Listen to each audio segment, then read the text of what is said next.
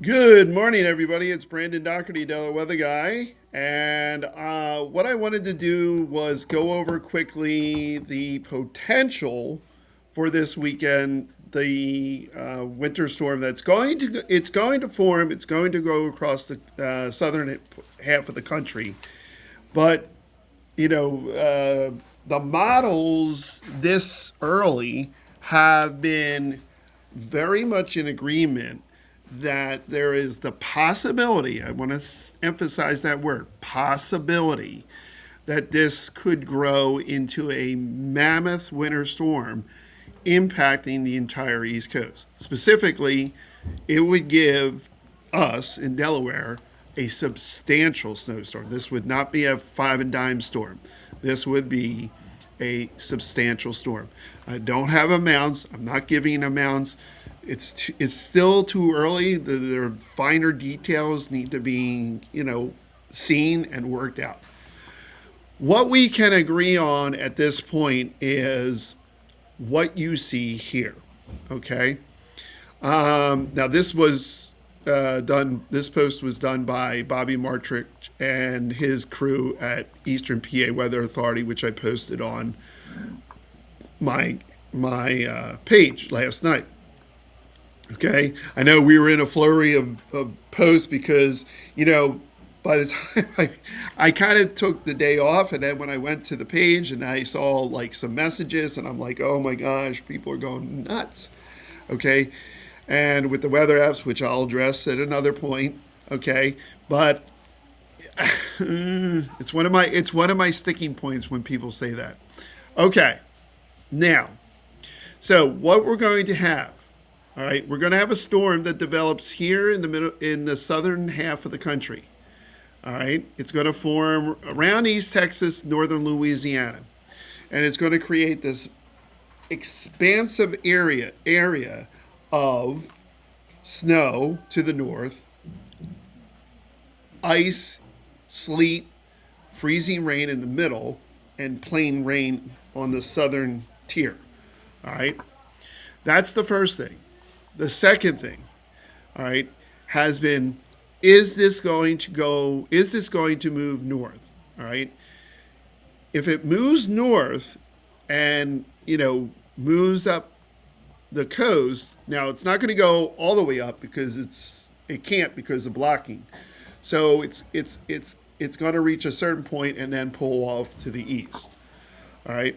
But there's the potential for this to grow into a mammoth winter storm for the East Coast. The key players, okay, these are all the players. When I say all the players are on the field kind of thing, these are going to be all the players involved. These two highs here up north, okay, the storm itself, okay, the jet, which is providing all this juice that's coming from the Gulf, the cold air, which is coming down, and everybody knows cold air is more dense, very heavy, and can force things to stay where they are. Okay, and then us here in the Mid Atlantic. All right. Now, so once those players are all on the field, then the question becomes, just how far north does this come? Now, the modeling so far, and this is the third point, has been very, very consistent. And that's one of the things that everybody is like, wait a minute, are we getting lulled into this? It's going to show up for 3 days, 4 days, and then poof, not be there. There's a possibility of that. Okay? I'm going to be frank. All right? But usually with winter storms, we get to like 1, 2 days out and we're still kind of waffling as to the impact. This one, when we get to the bigger winter storms, with 1993 and 1996 and 2003 and 2010, those things could be seen out more than 4 days. So we're getting this consistency, and we're all gun shy. We're all like, I don't know what to believe here. Do I believe this? Okay, so we're in that. I'm still kind of in that point. I'm not convinced. I believe that the models can be this consistent and still show what they're showing. All right. So there's the potential here for this thing to move east. It's going to move pretty much straight east. Okay. It's kind of a flat wave. And here's the question: does it go northeast, or does it continue out to sea? If it continues out to sea, then we would be on the dividing line between this northern fringe. Okay, if you drew a line, okay, the southern parts of the Delmarva could very well get a snowstorm on the weekend, while the northern half of Delaware is like, what storm? Okay, so that possibility exists as well. However, like most of these storms usually do, okay, they don't work. They don't do that very often when there's certain elements in play here. All right. Does the cold air squash this thing? That is very much in play. It could be that these highs are so strong that it squashes the whole thing. And we have really just flurries on Saturday and Sunday, or late Saturday, Sunday. All right. And nothing. All right. So these two high pressures are going to be the main players. Okay. I'm telling you, it's the whole ball game. If these are modeled just a bit stronger, it's more suppressed. If they're modeled the way they are modeled now, today, maybe, or weaker, then game on.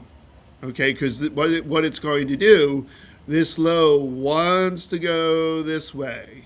All right, it wants to go this way, but you've got blocking up north, and it can't do that if there's blocking up north.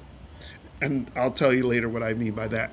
So if it moves northeast, okay, like this, all this moisture comes like all the way up the East Coast. The whole East Coast has a major bomb on their hand, because it's going to hit that cold air and it's just going to boom, explode with.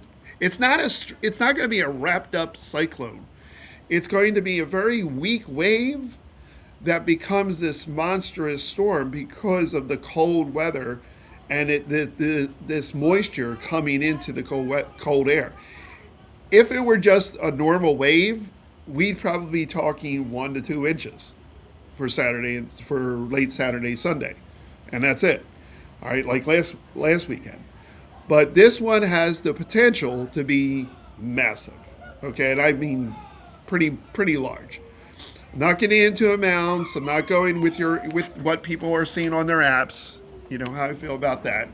Okay, let me just say this: apps are nothing but algorithms. There's no human involvement. You don't get this information from an app. Plus, they're just feeding you data which is coming in every run. So there's 4 runs a day. You're getting 4 different feeds, 4 different pieces of data on a snow amounts, and each time it waffles up and down.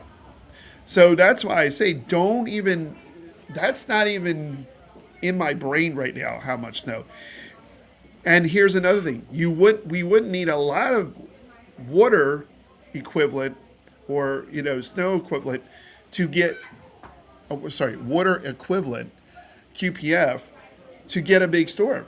All we would need is less than a half an inch of QPF, quantitative precipitation, and you might have 8 inches on 0.3% of an ounce of liquid, inch of liquid. Sorry. So we don't need that much. All right. So this is going to play out. This is going to go through the cycles. It's going to go up. It's going to go down. You're going to hear this. You're going to see that. Just don't focus on anything. Just like say there's the potential for a storm out there. I'm about 60-40 that this is going to happen, but there's still time. There's still way too much time for a decision to be made.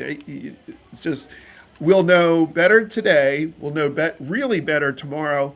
We will know for certain by Thursday because I'm telling you, down south, this is going to be a major, major, major ice storm, which will paralyze the entire southern half of the country. So city planners need to have planning time, and this thing would hit Friday night, Saturday. So they're going to need information fast. Okay, so that's the setup. Will we get it? That's a whole nother thing. It may be a whole nother video. All right, Brandon Doherty, Del Weather Guys saying adios.